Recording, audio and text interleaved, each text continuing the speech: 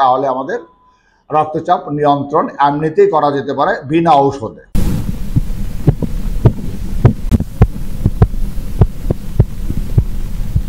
সুপ্রিয় দর্শক শ্রোতা, সবাইকে সালাম এবং অভিনন্দন জানিয়ে আজকের আলোচনা শুরু করছি। আজকের আলোচনার বিষয়বস্তু হাই প্রেশার বা উচ্চ রক্তচাপ। আমরা অনেকে জানি হাই প্রেশার কী জিনিস বা উচ্চ রক্তচাপ কী জিনিস।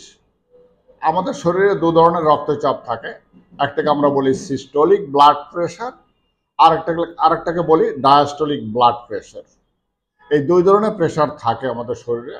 তার মানে হার্ট যখন পাম্প করে তখন সেই যে প্রেশারটা উপরে উঠে হার্ট চাপ দিলে প্রেশার বেড়ে যায়, সেটাকে আমরা বলছি সিস্টোলিক ব্লাড প্রেশার।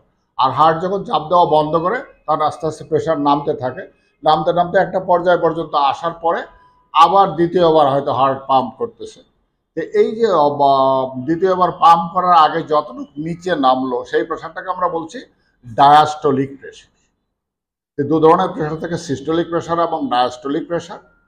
ইউজুয়ালি আমাদের জনসাধারণের মধ্যে একটা ভ্রান্ত ধারণা অনেক সময় বিদ্যমান থাকে যে কোনটাকে আমরা হাই প্রেশার বলবো বা উচ্চ রক্তচাপ বলবো, কোনটাকে আমরা লো প্রেশার বলবো বা নিম্ন রক্তচাপ বলবো, সেটা নিয়ে অনেকের মধ্যে দ্বিধাদ্বন্দ্ব থাকে।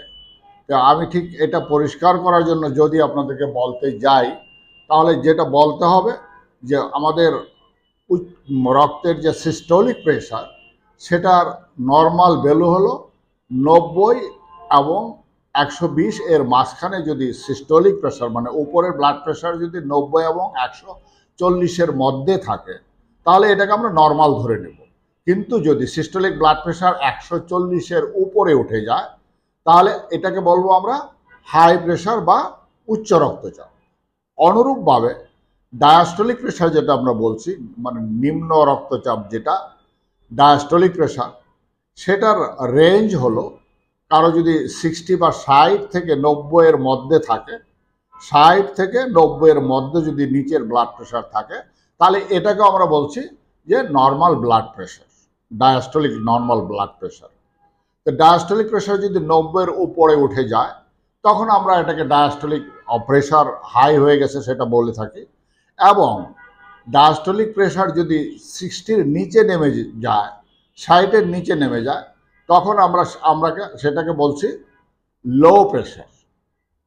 তাহলে এই যে দুটো প্রেশার এবং দুটো প্রেশারের মধ্যে তার নর্মাল যে কতটুকু রেঞ্জ, কত বাড়তে পারে কত কমতে পারে, এটার একটা রেঞ্জ আছে যে এর থেকে এ পর্যন্ত বাড়লে সেটা নর্মালের মধ্যেই থাকবে। যেমন সিস্টোলিকে একটু আগে বললাম 90 থেকে 140 পর্যন্ত যদি থাকে এটা নর্মাল বলতে হবে। এবং ডায়াস্টোলিক ব্লাড প্রেশার যদি 60 থেকে 90 এর মাঝখানে থাকে, আর সেটা যতই থাকুক 65, 70, 75, 80, 85, ইভেন 90 পর্যন্ত আমরা নর্মাল ধরে থাকি। আর ডায়াস্টোলিক প্রেশার 90-এর উপর উঠে গেলে সেটাকে আমরা হাই প্রেশার বলছি। হাই প্রেশার কেন হয় তার সঠিক কারণ আমরা হয়তো পুরোপুরি এখনো নির্ণয় করতে পারি নাই, মেডিকেল সায়েন্স এখনো পুরোপুরি নির্ণয় করতে পারে নাই যে ডায়াস্টোলিক প্রেশার অথবা সিস্টোলিক প্রেশার অথবা হাই প্রেশার যেটাই বলি না কেন হাই প্রেশার কেন হয়। তো প্রেশার হওয়ার জন্য দুটা জিনিস একসাথে কাজ করে এবং এই দুটার ফলশ্রুতিতেই প্রেশার দেখা দেয়। যেমন একটা হলো যে হার্ট কত জোরে পাম্প করতেছে, হার্টের পাম্পিং পাওয়ার কত, সেটার উপর একটা নির্ভর করে। পাওয়ার যত বাড়বে পাম্পিং পাওয়ার, তার ব্লাড প্রেশার তত বেশি হবে।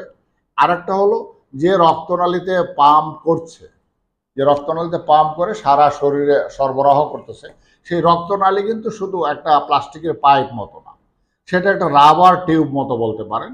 যে যদি কখনো প্রেশার বেড়ে যায় ওটা একটু ফাঁক হয়, আবার যদি প্রেশার কমে যায় এটা একটু চেপে যায়। তাহলে প্রেশার বৃদ্ধির জন্য এবং প্রেশার কমার জন্য আমাদের রক্তনালী যে আছে, বিশেষ করে বড় বড় রক্তনালী যেগুলি আছে, সেগুলি কিন্তু বেশ অনেকটা ভূমিকা পালন করে থাকে রক্তচাপ বৃদ্ধি এবং কমানোর জন্য। তো রক্তচাপ কেন বাড়ে কেন কমে সেই ব্যাপারে যদি আমরা বলতে যাই, যে আমরা একটু আগে বললাম যে রক্তচাপের একটা রেঞ্জ আছে, যেমন 60 থেকে 90 অথবা 90 থেকে 140 দু রকমের আমরা বলেছি। তো এই এত লম্বা রেঞ্জ কেন? আপনারা জানেন যে আমাদের কাজকর্ম করতে গেলে আমরা যদি যে কোনো কাজ করতে যাই, সেই কাজ করার সময় আমাদের শরীরে রক্ত সরবরাহের প্রয়োজন বাড়ে। ঠিক অনুরূপভাবে সেই সময়টা দেখা যায় পরিশ্রম করার সময়, যাতে রক্তচাপ বৃদ্ধি পেয়ে আমাদের সারা শরীরে খুব দ্রুত রক্ত সরবরাহ করতে পারে এবং মানুষ তার স্বাভাবিক কর্মকাণ্ডের চেয়ে অতিরিক্ত যে কর্মকাণ্ড করছে সেই কর্মকাণ্ডের জন্য যত বেশি অক্সিজেন এবং খাদ্যবস্তু মানে সরবরাহের প্রয়োজন হয় সেটা যেন শরীর পায়। সেটা পাওয়ার জন্য হার্টও দ্রুত চলে, হার্ট শক্তিশালীভাবে চলে এবং রক্তনালীগুলো সংকোচনের মাধ্যমে ব্লাড প্রেশার কিছুটা বৃদ্ধি করে সারা শরীরে একটা পর্যাপ্ত পরিমাণ রক্ত সরবরাহ নিশ্চিত করে থাকে। তা আমরা কতক্ষণ আগে বললাম যে কেন ব্লাড প্রেশার বাড়ে, তার সঠিক কারণ হয়তো আমরা টোটালি জানি না। তারপরেও দেখা যাচ্ছে যে অনেক কারণ, আমাদের বিশেষ করে লাইফস্টাইল জনিত সমস্যা অথবা জীবন আচরণজনিত সমস্যার জন্য আমাদের রক্তচাপ বৃদ্ধি পায়। অনেক ক্ষেত্রে দেখা যায় যে বংশগত প্রবণতা, সে বংশগত প্রবণতা যাদের থাকে তারা একটা নির্দিষ্ট বয়স পার হলে দেখা যাচ্ছে তাদের উচ্চ রক্তচাপ দেখা দেয় এবং আমরা বলবো যে তারা উচ্চ রক্তচাপের প্রবণ, তাদের একটা প্রবণতা আছে রক্তচাপ বৃদ্ধির। তো এইসব প্রবণতা আমরা বিভিন্নভাবে ম্যানেজ করতে পারি। যেমন আমরা কিছু পরামর্শ অথবা কিছু লাইফস্টাইল জনিত পরিবর্তন যদি করি, আমাদের খাবার দাবারে যদি আমরা সচেতন হই, যেসব খাবার দাবার খেলে আমাদের রক্তচাপ বৃদ্ধি পেতে পারে সেসব খাবার দাবারগুলি যদি আমরা অ্যাভয়েড করতে পারি অথবা কম খেতে পারি, সেক্ষেত্রেও আমরা উচ্চ রক্তচাপ থেকে অনেকাংশেই মুক্ত থাকতে পারব। লাইফস্টাইল ঠিক করে আমরা অনেক সময় দেখা যাচ্ছে যে রক্তচাপ নিয়ন্ত্রণ করা সম্ভব। লাইফস্টাইল বলতে আমরা এটুকুই বলছি, বিশেষ করে আপনি যে বয়সের ব্যক্তি হন না কেন, আপনাকে সর্বপ্রথম যেটা করতে হবে যে আপনাকে একটা নির্দিষ্ট পরিমাণে কায়িক শ্রমে নিয়োজিত থাকতে হবে অথবা রেগুলার বেসিসে আপনাকে কিছু কায়িক শ্রম করতে হবে। আপনি হাঁটতে পারেন, সাইকেল চালাতে পারেন, সাঁতার কাটতে পারেন, সিঁড়িতে উপরে উঠতে পারেন এবং অন্যান্য যেসব পরিশ্রমের কাজ আছে সেগুলি আপনি করতে হবে আপনাকে। তবে হ্যাঁ, কতক্ষণ করতে হবে? আমরা বলছি যে আপনার রক্তচাপ নিয়ন্ত্রণের জন্য অথবা হার্টের অসুস্থতা থেকে মুক্তি পাওয়ার জন্য সারাদিনে কমপক্ষে আপনি আধা ঘন্টা মতো যদি হাঁটেন অথবা 1 ঘন্টা সাইক্লিং করেন, আধা ঘন্টা সাঁতার কাটেন, এটাই আপনার জন্য সাফিসিয়েন্ট। প্রতিদিনে 24 ঘন্টার মধ্যে আধা ঘন্টা সময় আপনি এই কাজে যদি নিয়োজিত থাকেন তাহলে দেখা যাবে যে আপনার রক্তচাপ বৃদ্ধির সম্ভাবনা অনেকাংশেই কমে যাবে। খাবার দাবারের ব্যাপারে যদি আমরা আসি, আমরা বলছি যে কিছু কিছু খাবার দাবার আমাদের রক্তচাপ বৃদ্ধিতে খুব বেশি সহায়ক ভূমিকা পালন করে থাকে। যেমন অতিরিক্ত লবণযুক্ত খাবার দাবার, যেমন ফাস্ট ফুডগুলিতে আমাদের দেখা যায় বিভিন্ন ধরনের লবণ ব্যবহার করা হয়। আমরা অনেকেই পাতে আলগা লবণ খেয়ে অভ্যস্ত এবং সেটা বন্ধ করে দিতে হবে। খাবারের লবণের পরিমাণ কমাতে হবে এবং ফাস্ট ফুড যেগুলি লবণের পরিমাণ অনেক বেশি থাকে, চাইনিজ হোটেলে যেসব খাবার দাবার দেওয়া থাকে সেগুলিতে বিভিন্ন ধরনের লবণ ব্যবহার করা হয়। তো এইসব খাবার দাবার যতটুকু সম্ভব আমরা অ্যাভয়েড করে চলবো। হয়তো বা টোটালি অ্যাভয়েড করা সম্ভব হবে না, তবে যতটুকু পারি আমরা কম খাবো। তাতে দেখা যাবে যে ন্যাচারালি আমাদের রক্তচাপ অনেকটা নিয়ন্ত্রণে চলে আসছে অথবা রক্তচাপ বৃদ্ধির যদি প্রবণতা থাকে বংশগতভাবে সেই প্রবণতাও কমে যাবে। হয়তো আপনার বংশ অন্যান্যদের উচ্চ রক্তচাপ ছিল বা হাই প্রেশার ছিল, কিন্তু আপনি যদি এসব নিয়মকানুন মেনে চলতে পারেন তাহলে দেখা যাবে যে আপনার হয়তো রক্তচাপ হচ্ছে না, তা হলেও অনেক বেশি বয়সে হচ্ছে, যেটা 40 বছরে হওয়ার কথা ছিল এটা হয়তো 50-60 বছরে দেখা দিতে পারে আপনার। একেবারে যে টোটালি বন্ধ করা যাবে তা না, তবে এটাও আমাদের জন্য অনেক বেশি সাহায্যকারী অথবা হেল্পফুল হবে বলে আমি মনে করি। কাজেই লাইফস্টাইল এবং আমাদের খাদ্যাভ্যাসের উপর আমাদের উচ্চ রক্তচাপের সাথে একটা সাংঘাতিক সম্পর্ক আছে। সেই সম্পর্কটা আমরা জেনে যদি আমাদের লাইফস্টাইল ঠিক করতে পারি, আমাদের খাবার দাবার ঠিক করতে পারি, আমাদের জীবনের অন্যান্য কাজ ঠিক করতে পারি, তাহলে আমাদের রক্তচাপ নিয়ন্ত্রণ এমনিতেই করা যেতে পারে বিনা ঔষধে। আরও কিছু ব্যাপার আছে যারা আমরা অনেকে দেখা যায় খুব বেশি কম্পিটিটিভ লাইফ লিড করি এবং সব ক্ষেত্রে আমরা কম্পিটিশন দিতে পছন্দ করি। তো যারা এই ধরনের মনোবৃত্তি পোষণ করেন তাদের মধ্যে দেখা যায় যে কিছু স্ট্রেস হরমোন নির্গত হয় এবং যার ফলশ্রুতিতে অল্প বয়সে অনেকেরই উচ্চ রক্তচাপ বা হাই প্রেশার দেখা দেয়।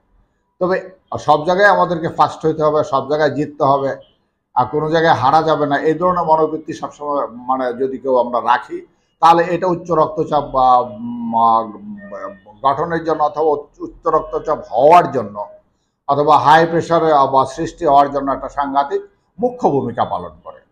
তারপরে আরও কিছু কন্ডিশন আছে, যেমন আমরা যদি খুব স্ট্রেসফুল কন্ডিশনে থাকি, সবসময় দেখা যায় যে একটা কাজের তাড়ার মধ্যে থাকলাম, সবসময় দুশ্চিন্তায় থাকলাম, তো এইসব দুশ্চিন্তাগ্রস্ত অবস্থা অথবা স্ট্রেসফুল অবস্থায় যদি আমরা থাকি, তাহলে যেটা হয় সেটা হলো যে আমাদের স্ট্রেস হরমোন বলে কিছু হরমোন আছে, সেটা শরীরে নির্গত হয়, এবং স্ট্রেস হরমোনগুলি নির্গত হওয়ার ফলশ্রুতিতে আমাদের রক্তনালীগুলি সংকুচিত হয়ে যায়। আমরা আগে বলছি যে রক্তচাপ বৃদ্ধির জন্য রক্তনালী একটা মানে মুখ্য ভূমিকা পালন করে থাকে। রক্তনালী যদি সংকুচিত হয়ে যায় তাহলে দেখবেন যে তার ব্লাড প্রেশার বৃদ্ধি পাচ্ছে এবং তার ব্লাড প্রেশার সহজে কমছে না, সবসময় তার বডিতে স্ট্রেস হরমোনের পরিমাণ বেশি থাকছে, সবসময় সে টেনশনে থাকছে, দুশ্চিন্তায় থাকছে, এবং এইসব টেনশন দুশ্চিন্তা যতটুকু সম্ভব অ্যাভয়েড করে যদি চলা যায় তাহলে উচ্চ রক্তচাপের হাত থেকে বাঁচা সম্ভব। এখন রক্তচাপ নিয়ে অথবা উচ্চ রক্তচাপ নিয়ে আমরা কেন এত ব্যতিব্যস্ত থাকি? রক্তচাপ আছে শরীরে, থাক না কেন, আমাদের এত ব্যতিব্যস্ত থাকার দরকার?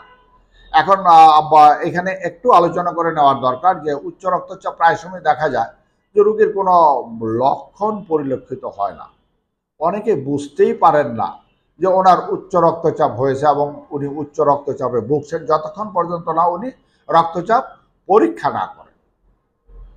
যেহেতু রক্তচাপ তেমন কোনো মানে লক্ষণ পরিলক্ষিত হয় না, কাজেই এই ক্ষেত্রে একটা বয়সের পর থেকে হয়তো বা আপনার 40 বছর বয়সের পর থেকে অন্তত বৎসরে একবার আপনি রক্তচাপ পরীক্ষা করে দেখুন যে আপনার রক্তচাপ স্বাভাবিক আছে নাকি উচ্চ রক্তচাপ বা হাই প্রেশার আপনি ভুগছেন। এটাও একটা জরুরি কাজ। এবং এই উচ্চ রক্তচাপ যদি অনেক দিন থেকে বিদ্যমান থাকে তাহলে বেশ কিছু সমস্যার সৃষ্টি হয়। সেই সমস্যাগুলি খুবই মারাত্মক ধরনের সমস্যা, যার ফলশ্রুতিতে আমরা সাধারণ মানুষকে বলি আপনারা রক্তচাপ কন্ট্রোলে রাখেন, উচ্চ রক্তচাপ নিয়ন্ত্রণে রাখেন। এই জন্য আমরা খুব বেশি মানে মানুষকে উৎসাহিত করে থাকি রক্তচাপ নিয়ন্ত্রণ করার জন্য। হতে পারে সেটা লাইফস্টাইল এবং ফুড হ্যাবিট চেঞ্জ করে। অনেক সময় যদি লাইফস্টাইল এবং ফুড হ্যাবিট চেঞ্জ করার পরেও কারো রক্তচাপ নিয়ন্ত্রণে না আসে, তাকে অবশ্যই কিছু না কিছু ওষুধপত্র গ্রহণ করতে হবে। তবে এখানে একটা প্রশ্ন আসে, অনেকে বলে থাকেন যে না আমি আগেই রক্তচাপের ওষুধ খাওয়া শুরু করব, একবার যদি উচ্চ রক্তচাপের ওষুধ খাওয়া শুরু করি তাহলে হয়তো এমনও হতে পারে যে আমাকে সারা জীবন হয়তো উচ্চ রক্তচাপের ওষুধ খাওয়া লাগতে পারে।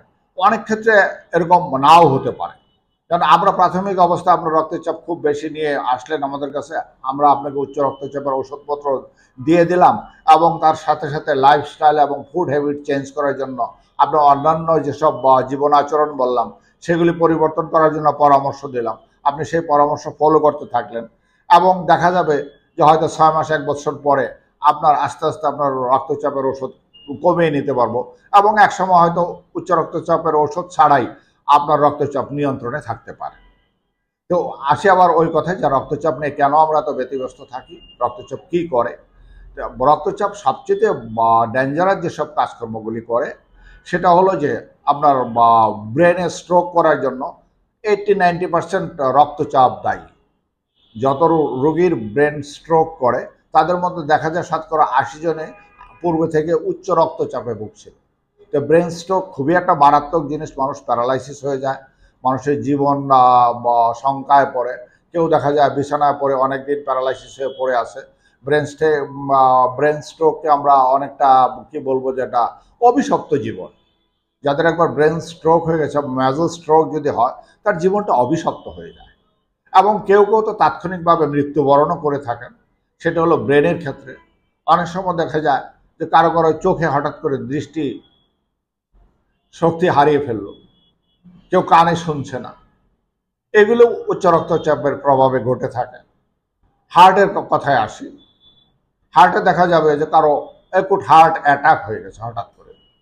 অ্যাকুট হার্ট অ্যাটাক হওয়ার জন্য উচ্চ রক্তচাপ অনেকাংশেই দায়ী থাকে এবং যাদের অ্যাকুট হার্ট অ্যাটাক হয় অথবা যেটা আমরা বলি মায়োকার্ডিয়াল ইনফার্কশন, এইসব অনেক ব্যক্তিদেরই দেখা যায় যে তারা পূর্বে থেকে উচ্চ রক্তচাপে ভুগছিল, তারা হয়তো ঠিকমতো উচ্চ রক্তচাপের ওষুধ খাচ্ছিল না অথবা উচ্চ রক্তচাপের ওষুধ খেলেও সে এলোমেলো করে খাচ্ছিল, একদিন খাচ্ছে একদিন খায় নাই একবার দেখলো বা রক্তচাপ মেপে যে না নর্মাল হয়ে গেছে, সে হয়তো ওষুধ বন্ধ করে দিল। 2-4-5 দিন 10 দিন 1 মাস পরে আবার হয়তো মেপে দেখলো যে না তার রক্তচাপ বেশি, সে আবার খাওয়া শুরু করলো। এই ধরনের যে বিড়ম্বনা, এই ধরনের বিড়ম্বনা যারা করে তাদেরকে দেখা যায় উচ্চ রক্তচাপের সমস্যা খুব বেশি পরিলক্ষিত হয় এবং এই জটিলতা তাদের বেশি দেখা যায়। কাজে উচ্চ রক্তচাপের ঔষধ আপনার চিকিৎসকের মাধ্যমে আপনি ঠিক করে নেবেন যে আপনি কতটুকু উচ্চ রক্তচাপের ওষুধ খাবেন। সে ডোজ যদি চিকিৎসক আপনাকে একবার অ্যাডজাস্ট করে দিয়ে থাকে, সে আপনি এই ডোজটা কমপক্ষে 2-3 মাস 4 মাস 6 মাস ফলো করেন। ফলো করার পরে আবার চিকিৎসকের সাথে দেখা করেন। উনি হয়তো আপনাকে কমানো বাড়ানো যা কিছু করার লাগে উনি করে দিবে। কিন্তু আপনারা নিজেরা যদি উচ্চ রক্তচাপের ওষুধ কম বেশি করতে যান, তাহলে দেখা যাবে সেক্ষেত্রে ভুল হওয়ার সম্ভাবনা অনেক বেশি এবং এতে জটিলতায় পড়তে পারে। তো উচ্চ রক্তচাপ নিয়ে আমরা তার কারণ সম্পর্কে এতটা হয়তো মানে জানি না, তবে তার প্রতিকারের যেসব উপায়গুলি বললাম সেই সব উপায়গুলি যদি আপনারা মেনে চলেন, তাহলে উচ্চ রক্তচাপের হাত থেকে খুব সহজেই রেহাই পাওয়া যেতে পারে, অথবা উচ্চ রক্তচাপের যে জটিলতা হয় সেই জটিলতা থেকে অনেকে আপনারা মুক্তি পেতে পারেন। তো এটুক বলে আমি আপাতত শেষ করতে চাচ্ছি আজকের আলোচনা। অন্য কোনো সেশনে হয়তো বা উচ্চ রক্তচাপ নিয়ে আমরা আরও অন্যান্য দিক নিয়ে আলোচনা করব, বিশদ আলোচনা করতে পারি। সবাইকে আবারও ধন্যবাদ জানিয়ে এখানে শেষ করছি। খুদা হাফেজ।